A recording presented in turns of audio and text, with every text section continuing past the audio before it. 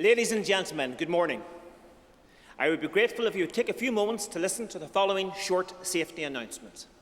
On hearing the fire alarm, we would ask everyone to leave the building immediately. Please leave in a calm and orderly manner using the exits which are located at the front and the rear of the hall. Then make your way to the assembly point at the front of the physics building located at the car park side of the hall opposite the main building. We would ask you to remain there until instructed otherwise.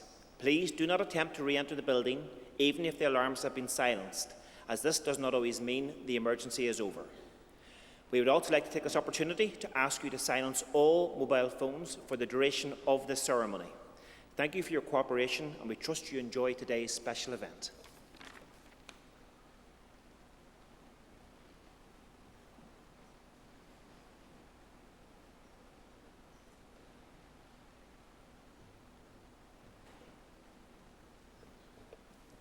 Please rise to receive the academic procession.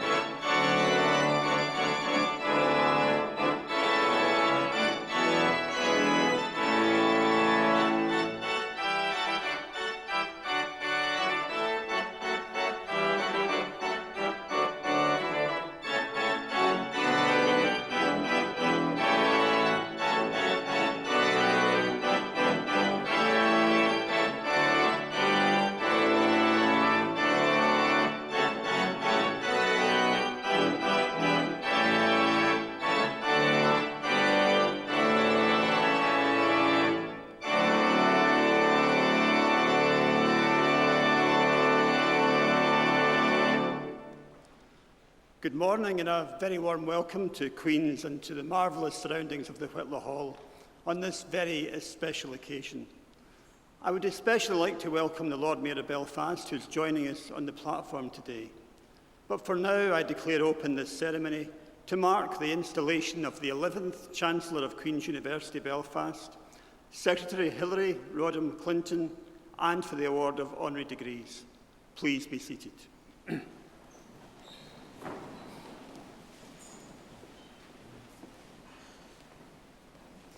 I now call upon Katie McCleary, President of the Students' Union, to introduce the role of Chancellor as set out in our founding documents, those of the University and its statutes. Katie.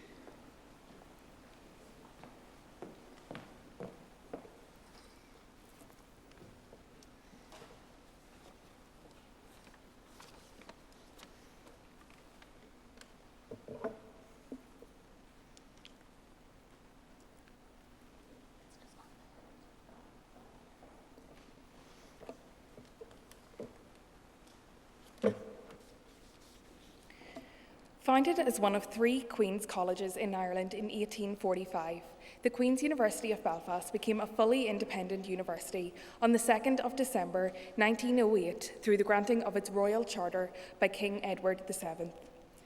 The original charter stated, "There shall be, and there is hereby, constituted and founded a university having its seat on Belfast, and to bear the name of the Queen's University of Belfast, by which name the Chancellor and other members of the University for the time being shall be, and are hereby constituted on body corporate, with perpetual succession and a common seal."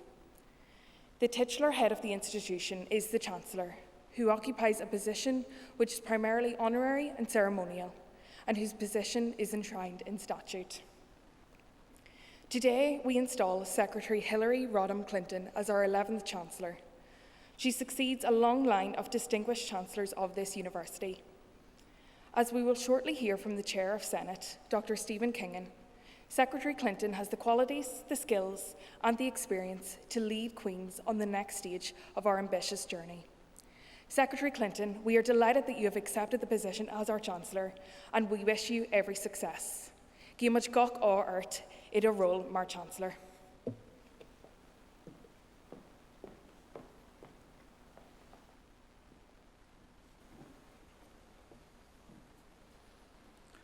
Secretary Clinton, distinguished guests, ladies and gentlemen, let me say what a privilege it is for me as Pro-Chancellor and Chair of Senate to address you this morning.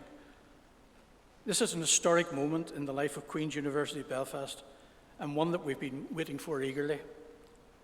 Secretary Clinton, when we announced your appointment as Chancellor in January last year, we had little inkling of the global catastrophe that lay ahead and how it would impact on all of us. Normal life as we enjoyed it was put on hold indefinitely. But let me pay tribute to the Vice-Chancellor and to our staff and students for the way that everybody has adapted to these very different and very difficult circumstances. And I want to thank you, Secretary Clinton, for your contribution. Your online messages of support and advice has given us great encouragement. I also want to thank you for making time available earlier this year to take part in a very informative online event organised by Queen's with the then US Consul General in Belfast, Elizabeth Kennedy Trudeau. In this discussion, you gave us a timely and enlightening analysis of the current American political scene and other issues, among them the importance of a continued focus in Northern Ireland. And so it is with great pleasure to see you this morning, not online, but in person at last. In fact, it's a great pleasure to see all of our guests here. In particular, I would welcome our honorary graduates and offer them my congratulations. You've been waiting patiently in the wings for a long time, but your day has finally arrived. Let's hope that this event today heralds new beginnings and that soon our students will once again have the opportunity to celebrate a graduation ceremony in the traditional way. I'm sure we all look forward to the day when the Marquis in the Quad is dispensing champagne rather than vaccines. This morning, Hilary Rodham Clinton officially becomes the 11th Chancellor of Queen's University and is the first woman to hold that post. She is quite simply one of the most influential and important women of our age, a devoted public servant who's helped to effect positive change throughout the world, not least here in Northern Ireland. In her career and personal life, she has always put people first, their lives, their needs, their well-being, their education, and their pursuit of peace. Her first visit to Northern Ireland was in 1995, when she and President Clinton switched on the Christmas lights at the City Hall. She would go on to make an outstanding contribution towards reconciliation, and she became a powerful advocate for the inclusion of women's voices, and of course she still is. She has made many friends here, and some of them are with us today, and she's been back to Northern Ireland and to Queen's several times over the years, most memorably in 2018, when we were delighted to award her an honorary degree for her exceptional public service. The Clinton connection plays an important part of the life of Queen's. We've established the Hillary Rodham Clinton Award for Peace and Reconciliation. This goes each year to an exceptional female student from the US who wants to study in the field related to politics, conflicts transformation, or human rights. And of course, there is the William J. Clinton Leadership Institute, supporting and developing the leadership skills of the Northern Ireland business community. The appointment of our new Chancellor takes place at a key stage in the progress of our university as a world-class institution. Strategy 2030 is our 10-year plan to shape a better world through life-changing education and research, through investment in our people, both students and staff, and in the pursuit of excellence and impact. It also sets out the key role we will play in the social and economic recovery of Northern Ireland after the pandemic. The priorities include education and skills, research and innovation, social and civic responsibility, economic prosperity, and we want to inspire global ambition in all our activities. And so we are very fortunate to have as our Chancellor a woman who has served with distinction as our country's foremost diplomat, someone who will help us enhance our international networks and partnerships, advance global engagement with our alumni, and lead and shape the agenda on social transformation. I know beyond a shadow of doubt that she will be an outstanding Chancellor, a committed advocate to our university, and an inspirational role model for the Queen's community at home and across the world. And so now I will call upon our President and Vice-Chancellor to formally install the 11th Chancellor of the Queen's University of Belfast.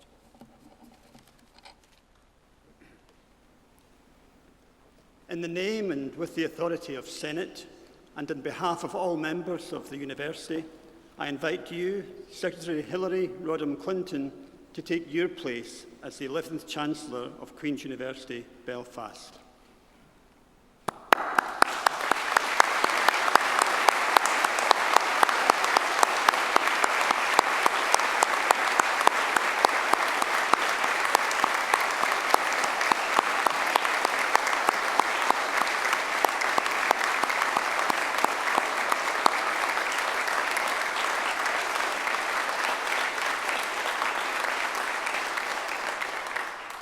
I now call upon Secretary Hillary Rodham Clinton, Chancellor of Queen's University, to address this Assembly.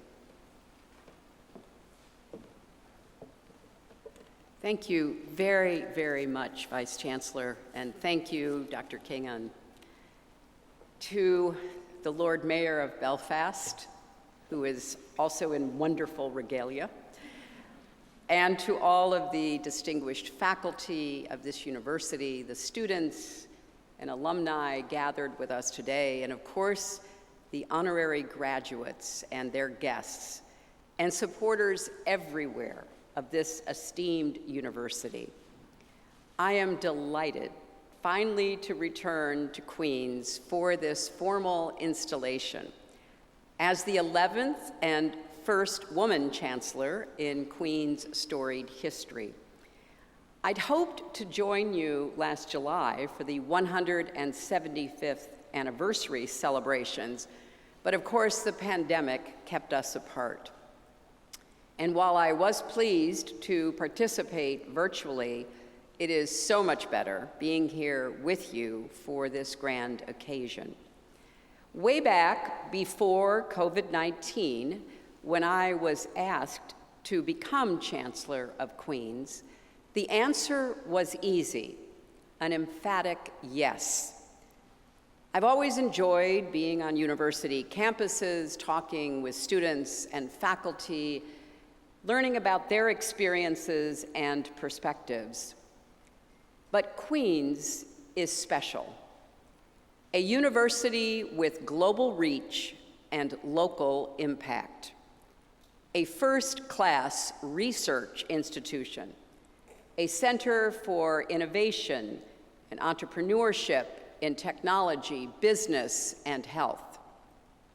An incubator for artists and scientists, leaders and activists. And I'm looking forward to learning much more about this university and then helping to tell the university's exciting story about the future you will create together. But there was another reason why I agreed to become a member of this community. Northern Ireland has become a symbol of democracy's power to transcend divisions and deliver peace. And we need that beacon of hope now more than ever. But with hope comes responsibilities.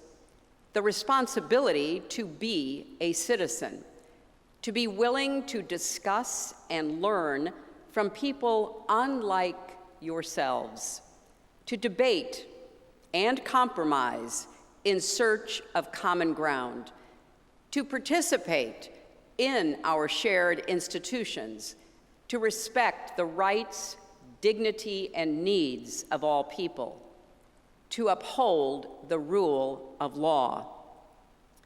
Institutions like Queen's help build a bulwark against authoritarianism, sectarianism, and divisiveness.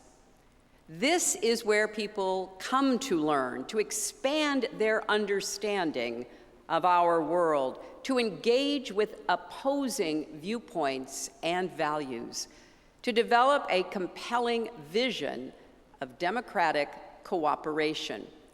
And undergirding all of that is education, the essential foundation of citizenship in a democracy.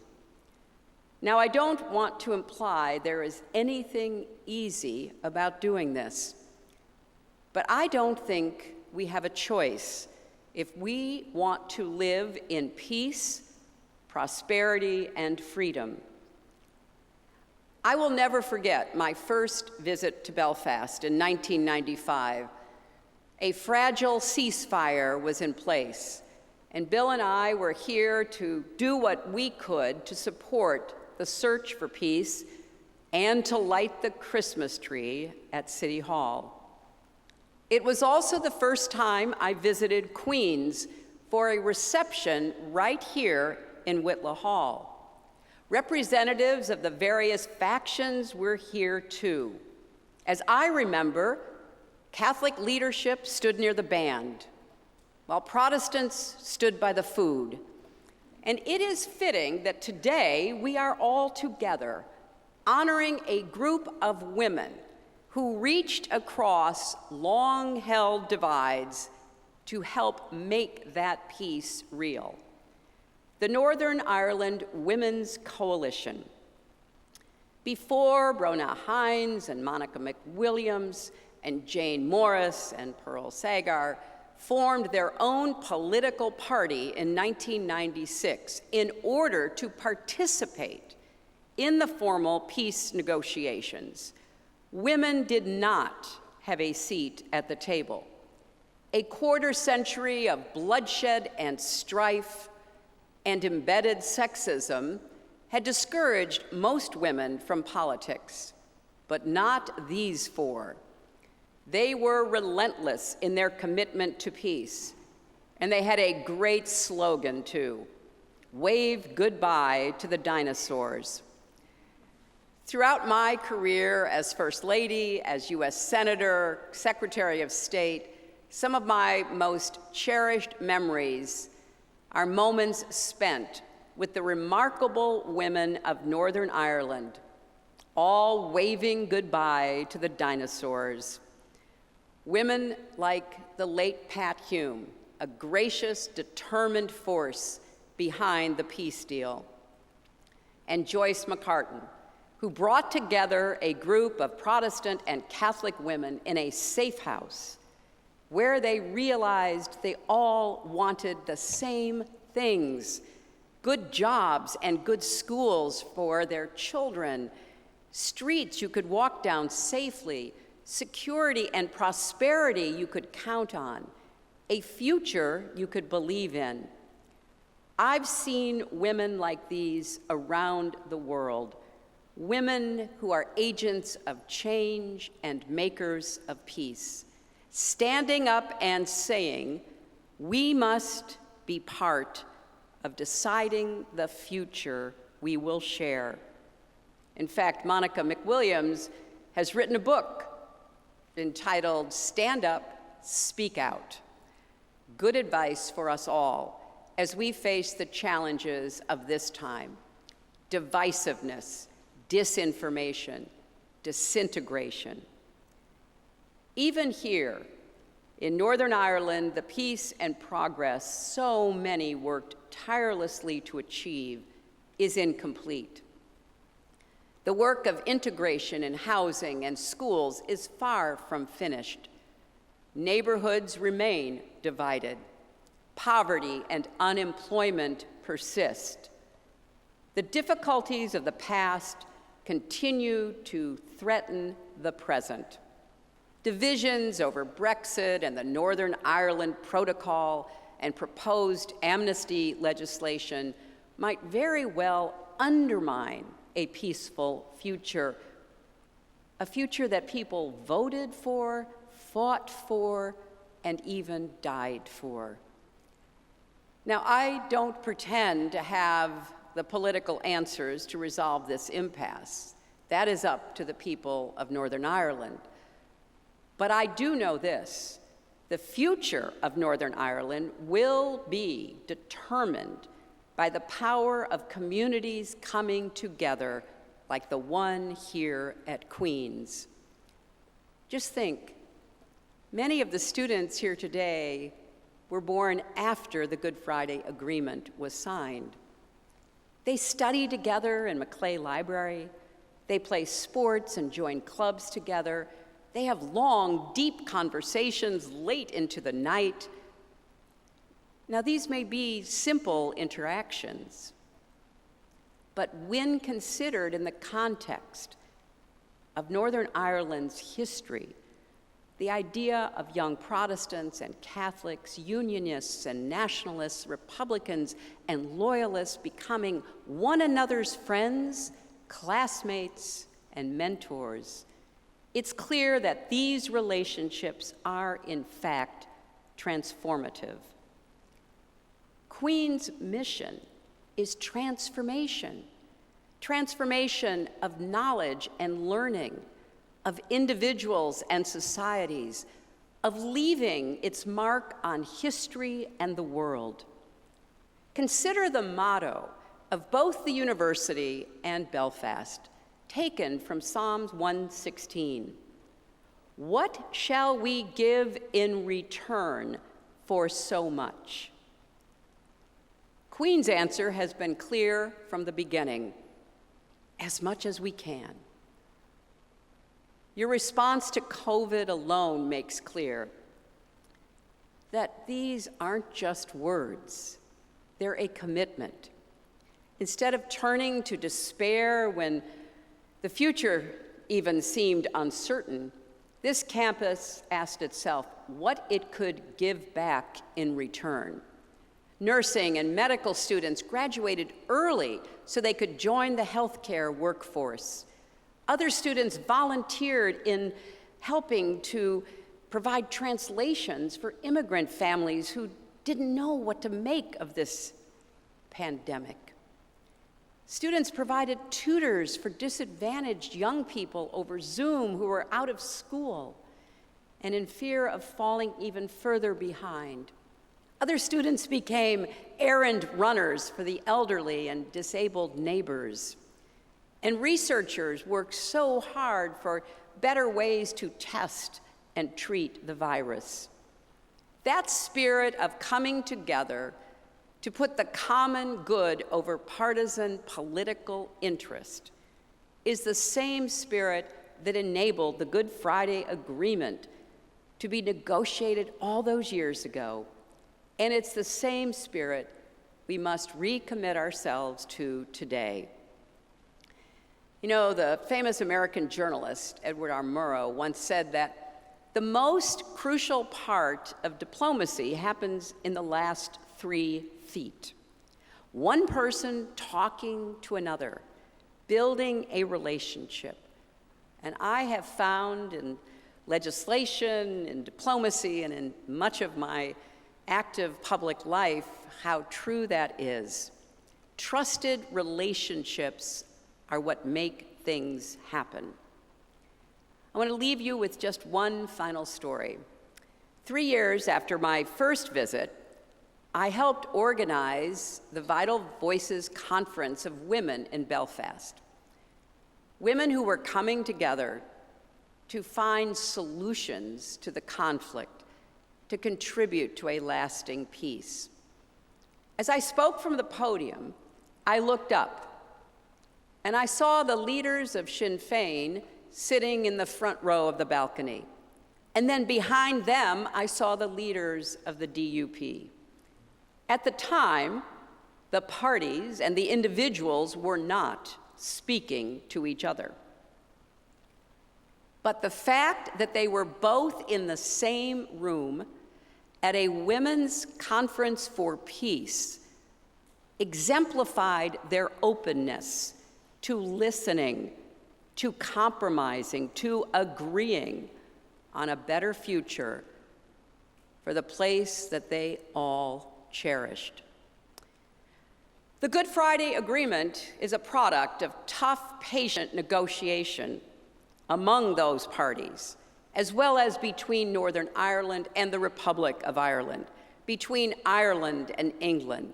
Most of all, though, it is a testament to the courage and faith of the people of Northern Ireland. Yet we cannot take it for granted. It's what Queen's alumnus and a great Irish poet you all know of, someone I was proud to call a friend, Seamus Heaney, spoke of when he said that sometimes people leave aside their cynicism, their bitterness, their hatreds, and hope and history rhyme. That is the choice the people of Northern Ireland made in 1998. And I sincerely hope it is the choice you and countless others around the world will continue to make. Because there are tough challenges facing us today and likely more to come. Peace is a process, not an event. And Seamus Heaney also told us to believe that a further shore is reachable from here. That is true for individuals, for universities, and for societies. The work here at Queen's is far from finished, but we can see that further shore. Let us reach toward it together and prove to the world once again that we still live in a time where hope and history rhyme. Thank you very much.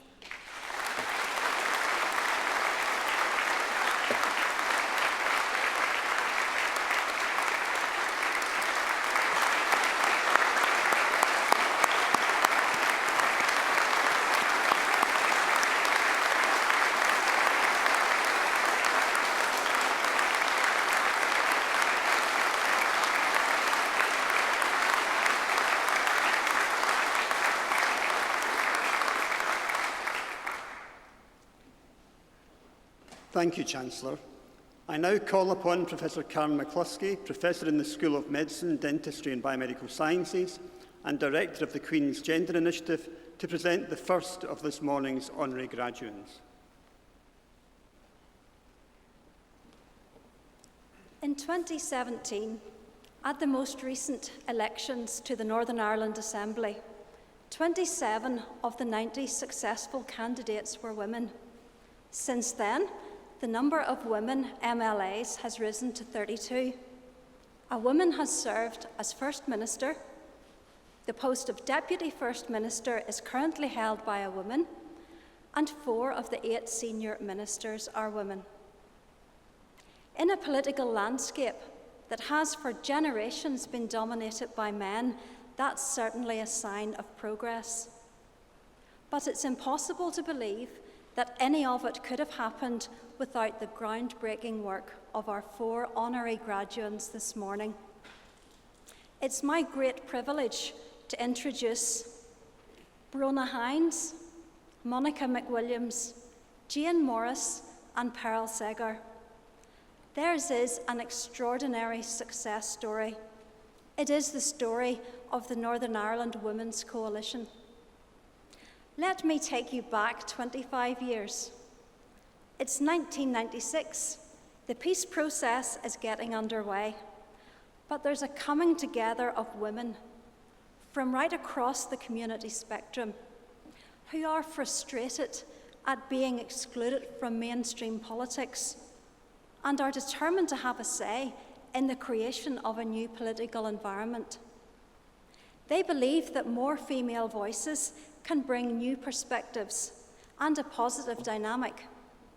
And so, they put up candidates in the election for seats at the peace talks table. They win too, and they decide to call themselves the Northern Ireland Women's Coalition. A new party is born. One of the co-founders was Bronagh Hines, who'd co-founded the Northern Ireland Women's Rights Movement in the 70s. She became Director of Elections and then the Coalition's Chief Advisor in the Good Friday Agreement negotiations. Later, as Deputy Chief Commissioner of the Equality Commission, she oversaw the implementation of the agreement's equality and good relations commitments. Bronagh's career now spans the voluntary sector, academia, and international consultancy. Professor Monica McWilliams is an academic and community activist and another co-founder. She won one of the 2 seats at the peace talks and later became a signatory to the Good Friday Agreement. As an MLA in 1998, she chaired the subcommittee on human rights that was part of its implementation. In 2005, she became Chief Commissioner of the Northern Ireland Human Rights Commission. She advises in conflict regions internationally, and you've heard her memoir, Stand Up, Speak Out, will be published by Blackstaff next month. Jane Morris was a prominent member of the Coalition and became the architect of the integrated education commitment in the Good Friday Agreement. She was elected as an MLA in 1998 and appointed Deputy Speaker 2 years later. She is a former head of the European Commission Office in Belfast and was Vice President of the European Economic and Social Committee from 2013 to 2015. She now serves as Director of the Integrated Education Fund. Pearl Segar won the second of the 2 seats at those first negotiations. She has spoken of her shock, horror, and panic when she was actually elected. But as Baroness Mayblood, another former Coalition member, has said, "We knew she was going to take no nonsense, and that was what we wanted." A community development worker, Pearl received an OBE in 1998 for her services to the community and to women's issues. And she's involved with Vital Voices, the global organisation for women leaders set up by Hillary Clinton and Madeleine Albright. These 4 women, and all those whom they represent today, are true pioneers. The way ahead wasn't easy, but they were determined and courageous. They were vilified by their rivals. There was the insult that when it came to the agreement, the men did the work and the women made the tea. At meetings, they were mooed and booed, as they describe it, and told to be quiet and sit down. They also had to endure more sinister reactions in the shape of threats and intimidation. But their commitment to change never faltered, nor did their focus on implementing 3 core principles equality, inclusion, and human rights. In 2006, the journey came to an end and the party was wound up. What remains is a lasting legacy. Here, in a more peaceful Northern Ireland, where there is growing participation by women in public life, and across the world, where their experience and achievements are influencing post-conflict processes of recovery. Chancellor, a few years ago, you gave an address to the Women in the World Summit. In your remarks, you urged women to be those agents of change, drivers of progress, and makers of peace. I can think of no finer examples than our honorary graduates this morning. Will the 4 honorary graduates please rise?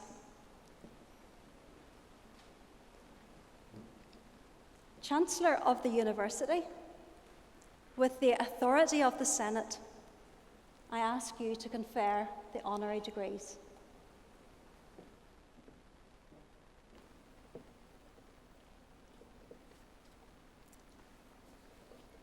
In the name of and by the authority of the University, I confer on Brona Hines, Monica McWilliams, Jane Morris, and Pearl Sager the degrees of Doctor of the University, honoris causa.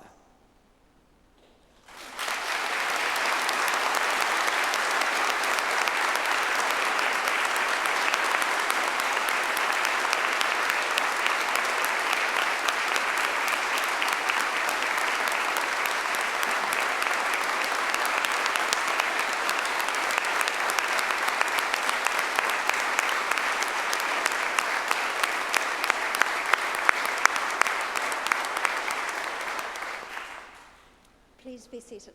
Thank you.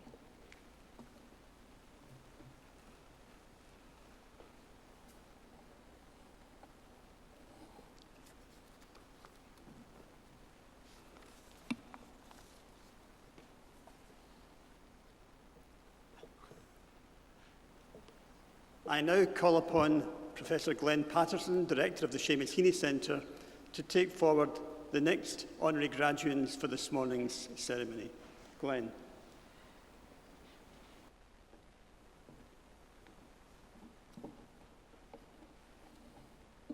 How lovely to see you all.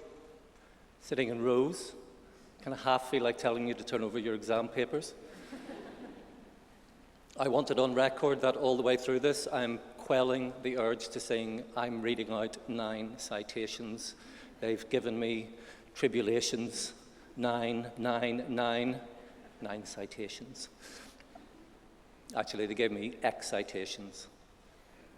So, a physicist, a tech entrepreneur, an educationalist, make that 2 educationalists, a former chief constable, a hockey player, a chartered accountant, and a business leader walk into a bar. They all turn and look at the screenwriter, famed for her comedy, who's just walked in behind them. Don't look at me, she says, it's my day off too. And then they all look at me. And I say, stick with me a minute. They are, of course, no ordinary physicist, tech entrepreneur, educationalist, make that 2 educationalists, former chief constable, hockey player, chartered accountant, business leader, or for that matter, screenwriter famed for her comedy. But then, I suppose this is a pretty out of the ordinary bar. Nor indeed does physicist, tech entrepreneur, educationalist, make that 2 educationalists, former chief constable, you can join in if you like, former chief constable, hockey player, chartered accountant, business leader, or for that matter, screenwriter famed for her comedy, come close to describing them or their achievements, many of which you will find in the mini biographies in your programs. Valerie, or Val Burke, was, as those programs will tell you, instrumental in establishing the Computer Physics Communications Journal published by Elsevier. And if you want to know how prestigious Elsevier journals are, 205 out of 206 Nobel laureates in science and economics since the year 2000 have published in them. And Valberg, as I say, helped found the Computer Physics Communications Journal and its associated programme library here at Queen's. The year was 1969, a year sadly more associated with a terrible turning inwards in Northern Ireland, in Belfast in particular, than with such extraordinary global vision and ambition. The fact that half a century on, that library continues to be a world-leading resource is due in no small part to Valberg's work in those earliest days, work from which literally millions have benefited. Dr. Penny Scott will this morning receive the honorary degree on her longtime friend Valberg's behalf. Talking of extraordinary vision, Mark Dowds holds the record for most consecutive Saturday morning detentions at a certain all-boys Belfast school, the majority of them, he recalls, for staring out the window. The school should maybe instead have put someone next to him to see what it was that he saw out there. The answer, as it turns out, was the future. His career since leaving school, abruptly, has been the living definition of blue sky thinking. A self-described serial investor, he freely admits at times to starting from a position of ignorance and learning as he goes. But once he develops a passion, there's no stopping him and the business or the issue he espouses. He has made several fortunes and more than once lost everything, though, as he says, the focus of innovation should not in any case be financial. The focus of innovation should be on nothing less than transforming the world. Oh, and that school where he got all those Saturday morning detentions, he went back there a couple of years ago and set up a scholarship for the next generation of blue sky thinkers. There aren't many people who can carry off with humility and grace the inclusion of world happiness in their website title, but that is the ultimate end to which Dr. Jagdish Gandhi has devoted his life and career. He and his wife, Dr. Bharti Gandhi, founded the City Montessori School in Lucknow when Jagdish Gandhi, who had changed his family name in honour of his hero and role model Mahatma Gandhi, was just 23. The school's growth and reach in the 6 decades since has been truly, truly astonishing. Think of something the size of your own household growing to the size of Waterford. That astonishing. Yet for all the global acclaim that he and his school have attracted, Dr. Gandhi still lives in the same simple room he lived in when the school opened in 1959 and is still dedicated to making every child, everywhere, what he calls a TQP, total quality person. Dr. Gandhi's degree will be received by his daughter, Dr. Neeta Gandhi Faruri, the total quality person who grew to be the Professor of Population Health and Nutrition at the University of Cambridge. The last time he was on a platform at Queen's, Chancellor Sir George Hamilton ended the speech he was giving with those lines, often quoted as he said, but no less powerful for that, from Seamus Heaney's The Cure at Troy, lines which you and everyone else present will remember, no doubt, were to feature so prominently and so resonantly in last year's US presidential election. That speech of Sir George's was in the spring of 2019, 2 months before his retirement after 34 years as a police officer from the post of Chief Constable of the PSNI. His retirement, that is, despite the invitation from the policing board to remain in post for another 3 years. I can't for the life of me think why anybody would turn down an invitation like that. Since then, he has continued to strive towards the rhyming of hope and history in his role on the board of Cooperation Ireland. Sir George is a visiting professor at University of Ulster, and the last I remember reading about him before pandemic, he was being voluntarily incarcerated as part of a charitable challenge by the International Justice Mission to highlight global slavery. I'm glad for you, Sir George, and for the charity that you made bail. Shirley McKay, your programmes may still say, is an international hockey player. In fact, she announced her retirement just the week before last, and I'm sure there were plenty of people who would have liked to see her to carry on for another 3 years. In the 14 and a half years that she did play at senior level for Ireland, she racked up, or stacked up, and probably filled up several cupboards with a record-smashing, hard to see anyone catching, 316 caps. She played her club hockey for Old Alex, Ulster Elks, and Pegasus, whose names alone, just try them at your leisure, on your tongues, already sound halfway to a Michael Longley poem in her honour. I realise it's a feature of all our honorary graduates that they are committed to passing on their extraordinary experience and expertise to a new generation. And Shirley McKay is going to concentrate, now that she's finally firmly shut those caps cupboards, on her role as performance coach for Ulster Hockey. I had thought we might have a competition to see if anyone could tell me what 316 divided by 14.5 was to get the average caps that Shirley has won, but I had a feeling that the first person with their hand in the air would be our next graduate, Fergal McCormick. Although he's described himself as anything but a bean counter, someone in fact who could go a month without knowing where his calculator was. I went the whole of 5th year, never found mine. But then Fergal McCormick's approach to chartered accountancy has always been a little surprising. He launched his own company 30 years ago last month on the ethos of, I don't care how much you know until I know how much you care. An ethos from which he has never deviated, which is perhaps one of the reasons why that company now, PKF FPM, was in 2019 named the Sunday Times best small company in Northern Ireland to work for and one of the top 30 in the entire United Kingdom. And many of you, I'm sure, will, like me, have over recent years followed with interest, simple and compound, his financial advice columns in the Irish News. Like Fergal McCormick, Lisa McGee is a Queen's graduate, and in fact this morning represents a third return in recent times to the university.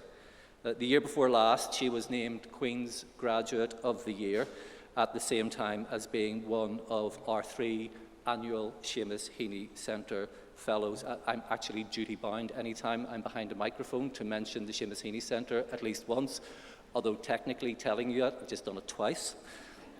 And then last year, she was back when scenes for The Deceived, her mini-series co-written with Tobias Beer, were filmed 100 yards from here in the Lanyon building.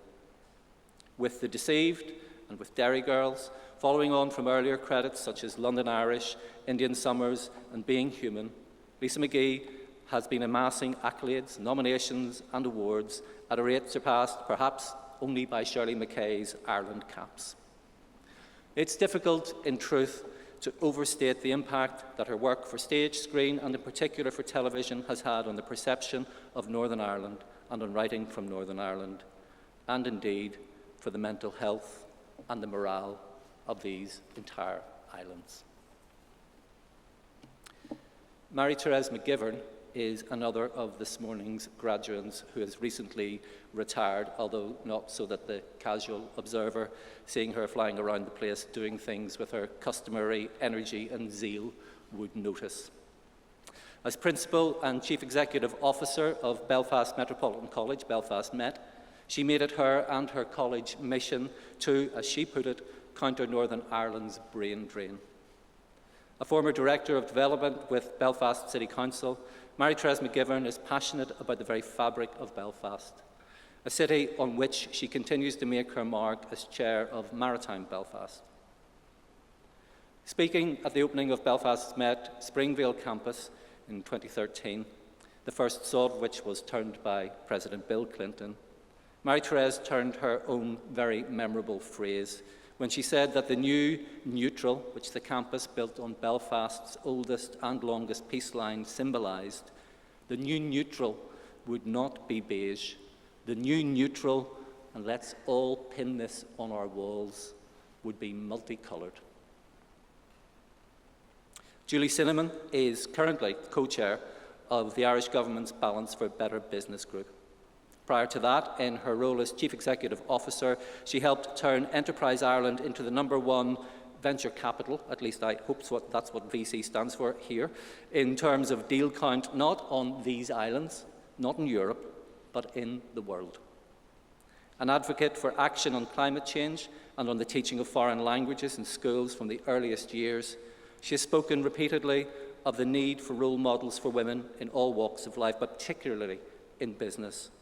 And who could argue with that in a week when a new report suggests that the gap in opportunity between women and men is, at 40%, higher here than anywhere else in the United Kingdom.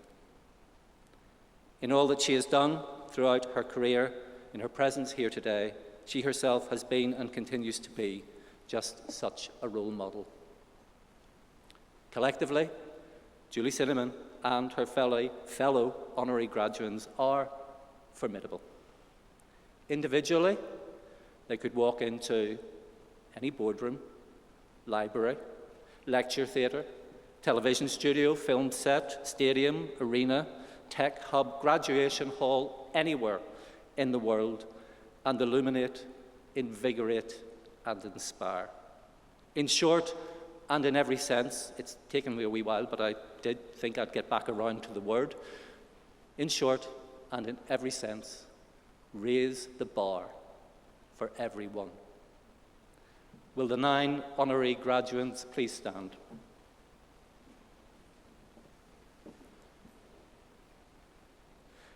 Chancellor of the University, with the authority of the Senate, I ask you to confer the honorary degrees.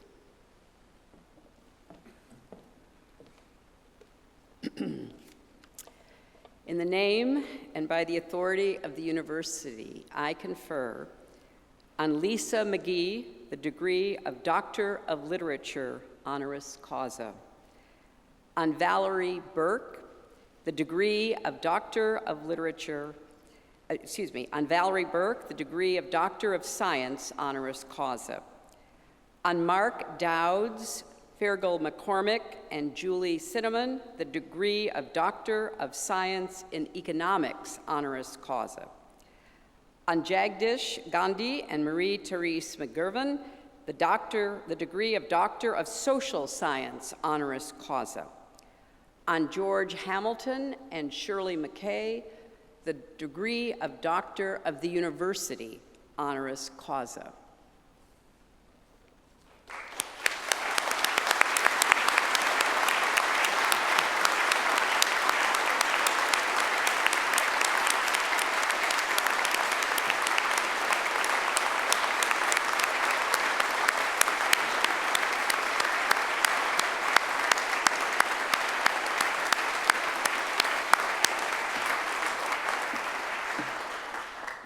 I now call Be upon... seated.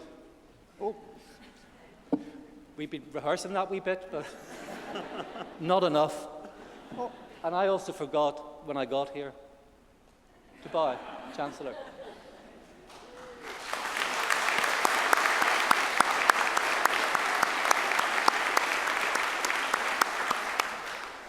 thank you, Glenn. Your ceremonial expertise is now legion. So the next citation is for a posthumous award, and I'd like to ask Nicola Skelly, Head of the Vice-Chancellor's Office, to deliver the citation for this award.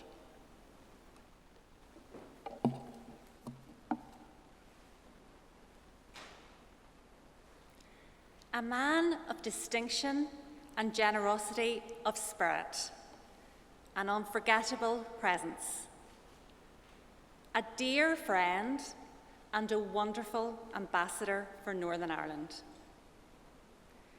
These tributes and many more were paid to Norman Houston after his untimely passing earlier this year. They were reflections on the life of a man who was a friend to so many. A man devoted to public service and the pursuit of peace and prosperity in Northern Ireland. I had met with Norman some time ago to discuss the award of his honorary degree. He was looking forward to it, but knew the ceremony would have to wait until COVID restrictions permitted. Now the day is here, but sadly, Norman is no longer with us. We are joined by his son, Connor, and daughter, Chloe, who will receive the award on his behalf. You're both very welcome. Norman Houston joined the Northern Ireland Civil Service in 1975. It was a grim year when it was hard to see what kind of future lay ahead for young people like himself.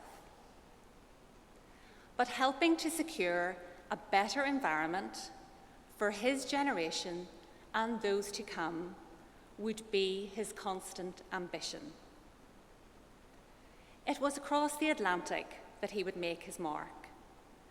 In 1998, he was appointed Deputy Director of the Northern Ireland Bureau, the office in Washington that provides our representation in the United States and Canada. 9 years later, he became Director, a post he held until he retired in 2019.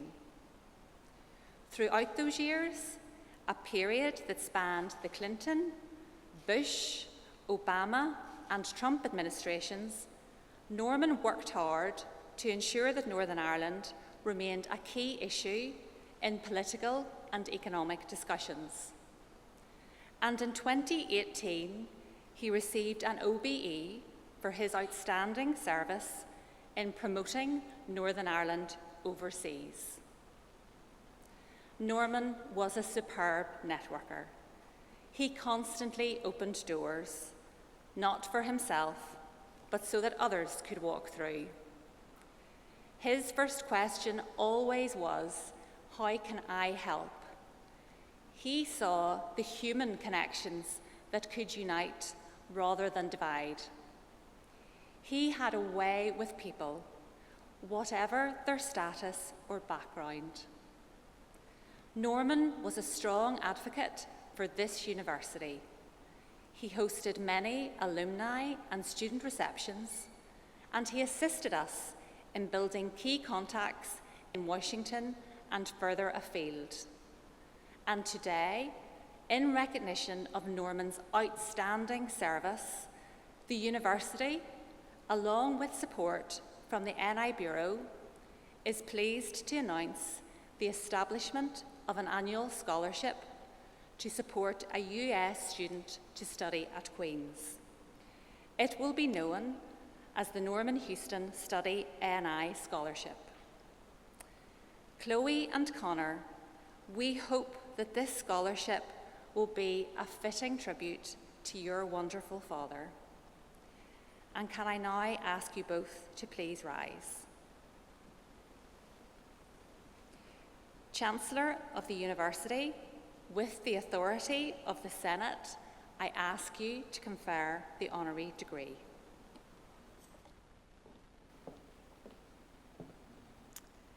In the name and by the authority of the university, I confer on Norman Houston the degree of Doctor of the University, honoris causa.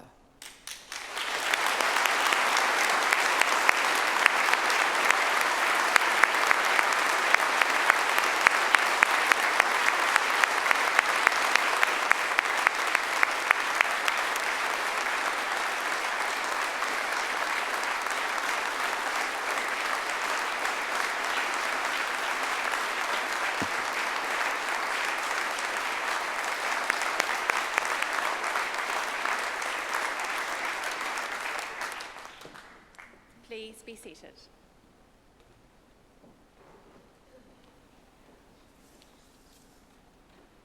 Chancellor, ladies and gentlemen, it now falls to me to bring this morning's proceedings to a close. But first, it would be fitting to offer our congratulations once more to all of our honorary graduates.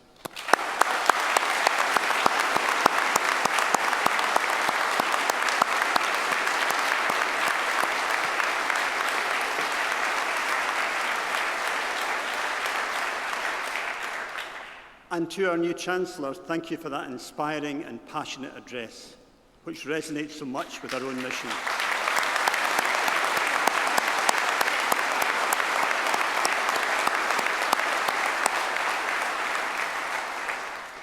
Chancellor, you're already an outstanding advocate for our university and, importantly, for Northern Ireland, and we look forward to working with you as we advance our strategy to deliver true economic and social impact here in Northern Ireland over the next 10 years. When our Pro-Chancellor and Chair of Senate, Stephen Kinghing, spoke earlier, he expressed the hope that today will herald new beginnings.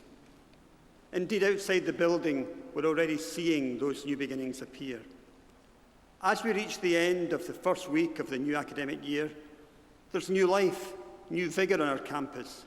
There is expectation in the air and renewed hope and optimism that we as a university and a society can move forward rapidly as we emerge from the COVID pandemic. The ceremony today has been an important milestone for Queen's, and I want to thank you all for sharing it with us and for your continued support. I know there are exciting times ahead. And now I declare closed this congregation for the installation of Secretary Hilary Rodham Clinton as Chancellor of Queen's University Belfast and the award of honorary degrees. May I ask you in the congregation to please wait until the procession passes before leaving the hall. Thank you.